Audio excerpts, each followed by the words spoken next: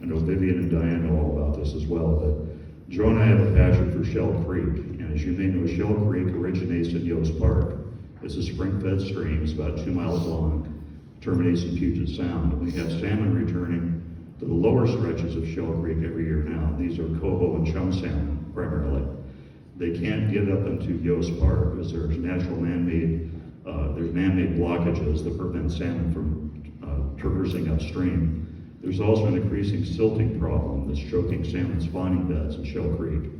So Joe and I have been engaged with the Evans Community College group, and we're trying to work out a plan to restore Shell Creek so we can in fact have salmon back in Yost Park. And just imagine for a moment how great that would be to take your family, your friends up into Yost Park and see mature salmon moving upstream to spawn. It would just be an exciting thing. So Joe and I have a passion for that, and Joe, I appreciate your work on that as well. And then, last but not least, I'm sure a lot of you have noticed all the work going on Highway 104 at the marsh down here. There's fresh wood chips down there. There's a buffer that's been cleared, and that's Joe leading that work to do that volunteer effort.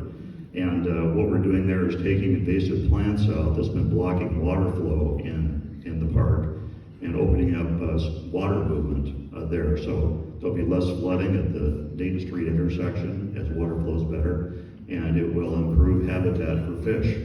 So it's the first step in our ultimate goal to restore the marsh. And as many of you know, there is a plan that the city has on the shelf now to open up the creek on the west side of the marsh, so it'll be taken out of a pipe. There's currently a 1,000-foot pipe that the marsh water flows out into the sound. Salmon won't come into that pipe, it's too long and it's too dark. Once we daylight that creek, salmon will be able to get back into the marsh to forage and grow and reproduce. So we're excited about that. So Joe's doing great work, and I will tell you that is also hard work. Pulling those weeds in that mud and moving the wood chips around is a lot of work. There's been a lot of people investing their time, and Joe's coordinated all that work. And there's many other things Joe's been involved in for the city, and he's been doing great work on our behalf for many, many years. And he's just a force of nature to do all this work. And I appreciate your work, Joe. I appreciate Nancy, you supporting Joe, Diane, and others that have been involved. I've seen you out working there too. Vivian Olson's also, I've seen her out there. So thank you all for your time. Thank you for supporting Joe in this nomination. And Joe, I truly do congratulate you. Thank you.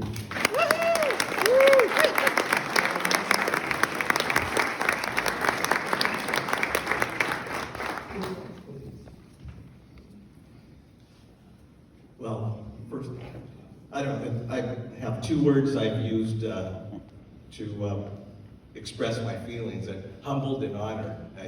I didn't expect this. It was kind of, in fact, when I got the phone call, I kept joking. I said, I think you've got a wrong number. But this is truly an honor, and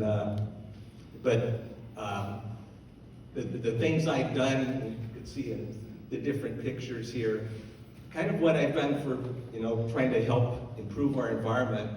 I'm the kind of person that, you need to see a reward when you're trying to do something. And so like working in the marsh and trying to restore that area along Highway 104, the reward was we saw an open flowing creek.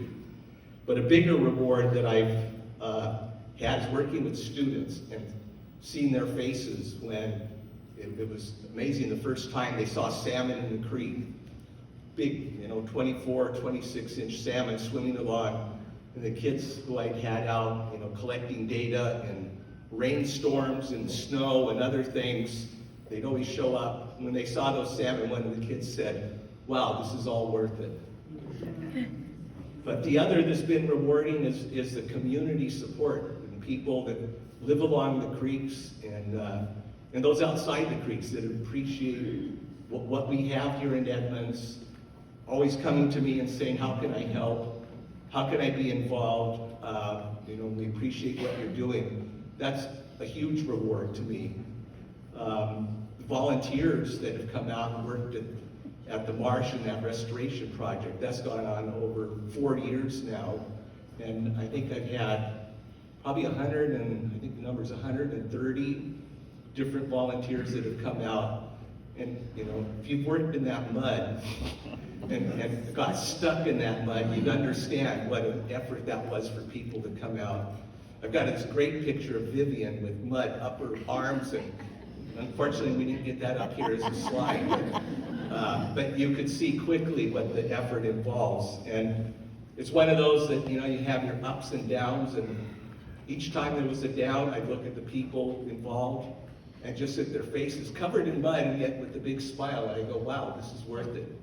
And that's what's kept me going and motivated, and trying to see what I can do to help improve our environment. But like I said, it's the people of Edmonds make it worth it. When I see people enjoying our environment, seeing little kids on the beach playing around, I'm going, wow, this is what we want to see for the future.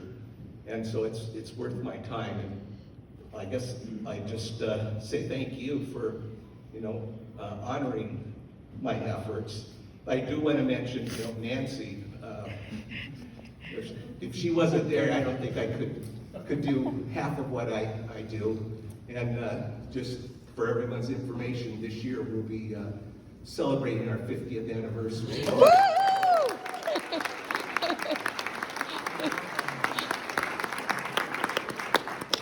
So anyway, I don't want to take any more time, but thank you, and thank you for the support, and thank you for being Edmonds. The people at Edmonds, I think, are the best people in the world, and it sure motivates me and others. Thank you.